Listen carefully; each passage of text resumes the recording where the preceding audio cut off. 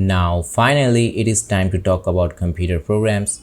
Computer programs are very similar to human programs. I mean, for definition, we can say that a computer program is a set of instructions that can be executed by a computer or specifically by the processor of the system to perform a specific task or to accomplish a specific task. Now, that specific task could be anything like adding two numbers, subtracting two numbers, printing numbers from 1 to 100, detecting whether the number is even or odd in a set of numbers, or many other high volume tasks. The program or the set of instruction will take some input data, let's say two numbers, to be added as input, process it, and eventually produce an output, which is the result of the addition. Thus, the task is now accomplished for which the program was intended. We can think of a computer as a black box or a magical box where we will give some input to it and we will get some output, and inside that box there is some mechanism that performs the magic, or more precisely the logic. Basically, it is the set of instruction that performs the logic. I hope it is almost clear now what a computer program is.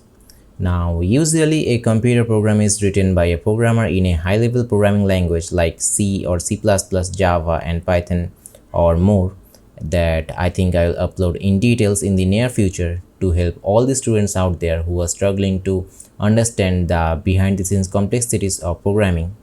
So we will see what programming languages are in very detail in the next section.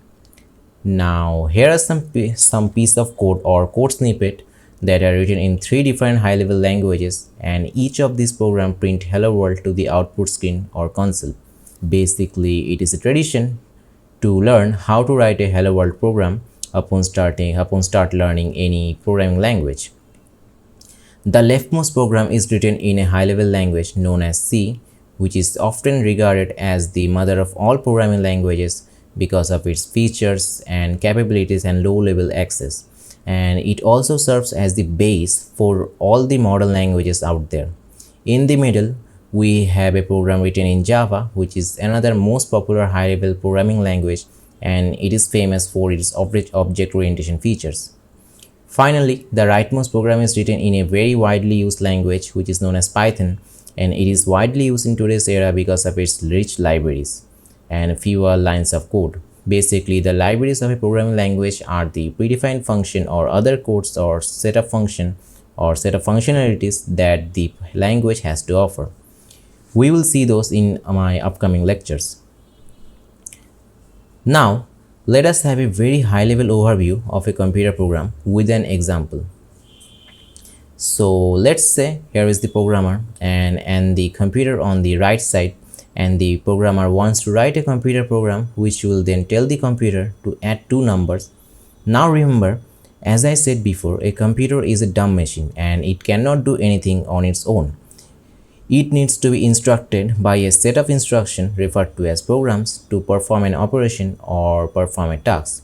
So now the programmer will write a program for adding two numbers, and the program contains some set of instructions or some necessary steps in a specific order that the computer needs to execute in the same order to add two numbers and get the result, and to give it to the programmer as output the programmer is expecting.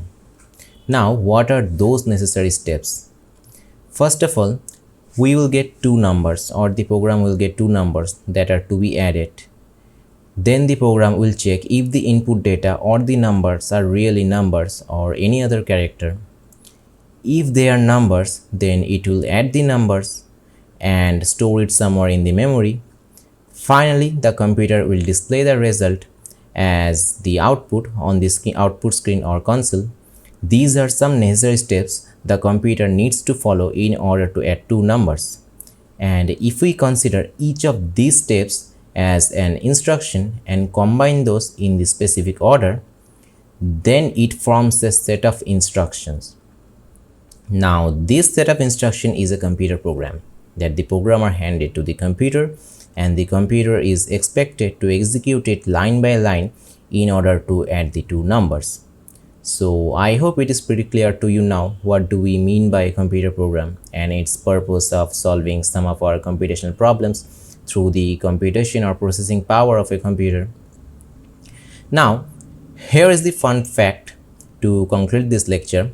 Colossus was world's first programmable electronics digital computer. Although it was programmed by switches and plugs and not by a stored program, Colossus was a set of computers developed by British codebreakers in the years of 1943 between 45.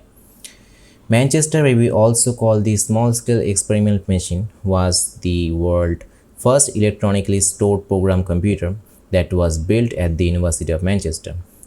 So, with this, I end this lecture here, and in the next lecture, we will see some primary differences between a computer program, a software, and application. So, see you in the next lecture.